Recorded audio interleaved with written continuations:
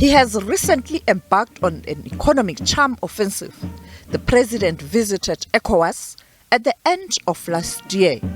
His message was that South Africa is open for business. He did the same on the sidelines of the EU-Africa summit in Brussels last week. They have come forward to say this is what we are promising. The pudding, as they say in the classics, is going to be in the tasting. We will see whether in the end they do live up to what they say they want to invest in agriculture, in infrastructure, in power generation, and all that. So we will see. I did raise the question that, we want to know what the terms are. What are the real terms? And when is this all going to happen? And where is it going to happen? To whom is this going to be made available? The president also took time to share his views ahead of the budget speech that will be delivered by the Minister of Finance.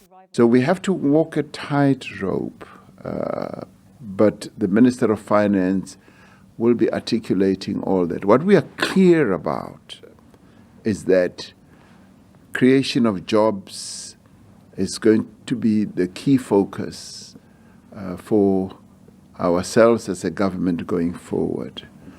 The number of people who are unemployed in our country are just unsustainably high. But we also want to focus on how we can protect those who are currently really challenged by being unemployed, by being vulnerable. So that too is going to be our challenge. But we also want to focus on investments, increasing the level of investments. And we do that through creating that environment in which businesses can invest and through which more jobs can be created. So we are highly focused on ensuring that we get on with our reforms. The structural reforms will be gaining momentum. We have started very well through the Vulindlela process that is lodged in the presidency and also has the participation of Treasury. And through that, we are going to be unlocking more and more of those impediments that have been standing in the way of investment and further growth. Many South Africans are concerned about the economic challenges and the unemployment.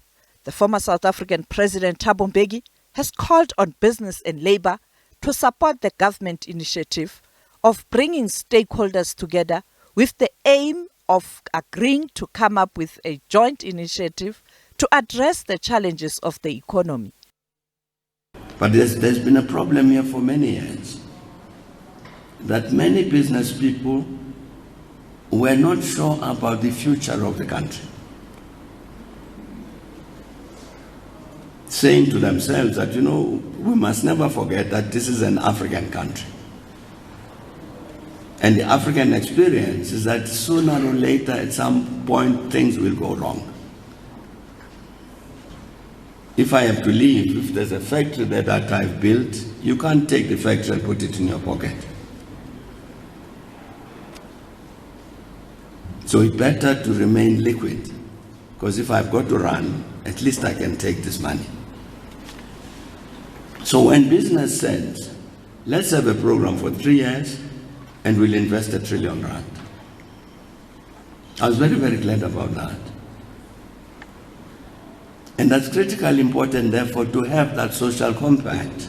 So it's within that social compact, you then design the plans, then programs, so that then business can make that kind of investment. The state doesn't have that kind of money. The government can't produce R1 trillion for 3 years. So it's important that we must act in partnership. The government will produce what it has to produce, what it can. Private sector must produce what it can. And together, let's say these are the tasks that we've set ourselves, these are the objectives. So I'm saying that social compact is important. So whatever it is that Comrade President Ramaphosa said in the State of the Nation, he made a very correct commitment that we must get together to address this matter seriously, and they've acted on it. It was not an empty promise. South Africa will again host the International Investment Conference next month.